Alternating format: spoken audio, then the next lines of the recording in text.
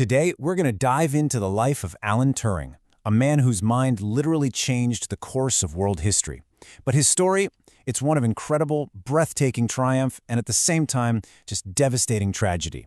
It's a paradox that really defined not just his life, but the entire century. So to really get a handle on Alan Turing, you have to start with this shocking contradiction. I mean, look at this. On one hand, he's a savior. His code-breaking work is credited with shortening World War II by at least 2 years, which saved an estimated 14 million lives. But on the other hand, the very country he saved turned around and branded him a criminal for being a gay man. So how on earth does that happen? How does a person who saved a nation from tyranny end up being persecuted by that very same nation? Well, the answer to that question starts in the darkest days of World War II. Right. So, during the war, Britain had this top-secret code-breaking center called Bletchley Park. This is where Turing would come face-to-face with the biggest cryptographic challenge of the era, and it's where his unique, incredible mind would really begin to shine. And that challenge had a name, the Enigma machine. This thing was an absolute beast. It encrypted German military messages into what everyone thought was an unbreakable code. I mean, with all its rotors and plugs, it had something like 150 million possible settings, and they changed them every single day. Trying to crack that by hand? No way. It was completely and utterly impossible.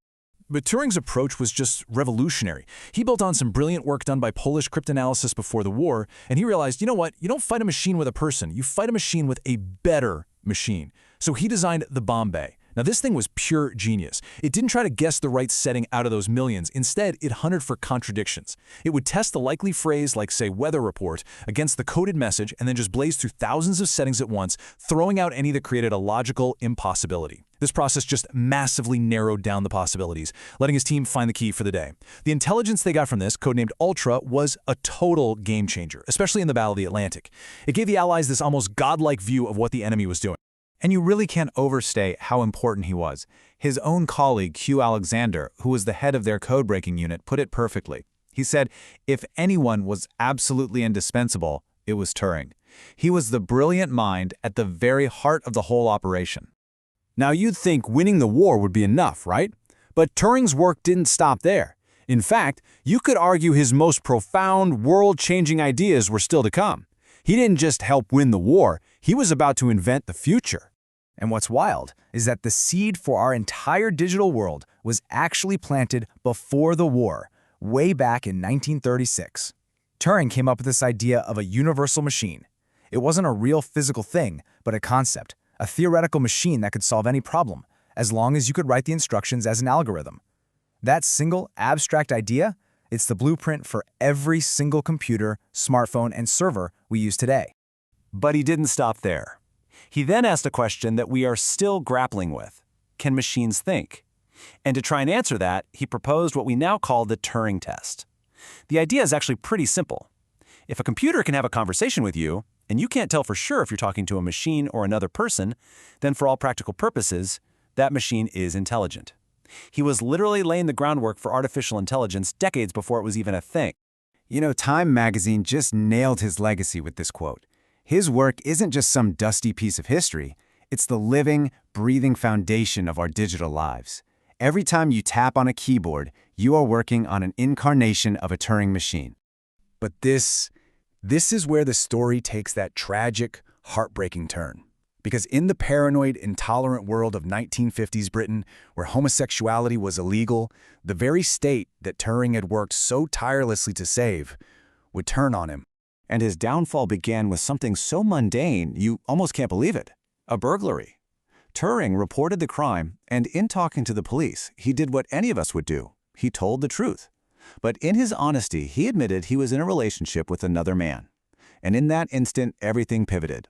The burglary was basically forgotten. Alan Turing, the victim, became the accused. What happened next was just fast and unbelievably cruel. He was convicted and given this horrific choice: go to prison or undergo what they called chemical castration, a series of hormone injections designed to destroy his sex drive. He chose the treatment. Just 2 years later, at the age of 41, he was found dead, cyanide poisoning. The official ruling was suicide. And the punishment wasn't just personal and physical. It was a total professional wipeout. His security clearance was revoked. The man who cracked the enemy's most secret codes was now deemed a security risk by his own government. It completely cut him off from his life's work. For decades, that's kind of where his story ended, either hidden away under official secrets acts or just stained by this horrible conviction. But thankfully, history isn't always set in stone. In recent years, there has been this incredible effort to right this terrible wrong and restore Turing's legacy. The first real step came in 2009. After a huge public campaign, the British Prime Minister at the time, Gordon Brown, issued a formal public apology for what he called the appalling way he was treated. And then, 4 years later, something even more powerful happened. The Queen granted Alan Turing a posthumous royal pardon, a very rare honor that officially wiped that shameful conviction from his name.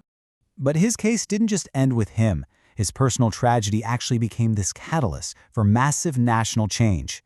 In 2017, the UK passed what's now known as the Alan Turing Law, which retroactively pardoned thousands of other men who had been convicted under the same discriminatory laws.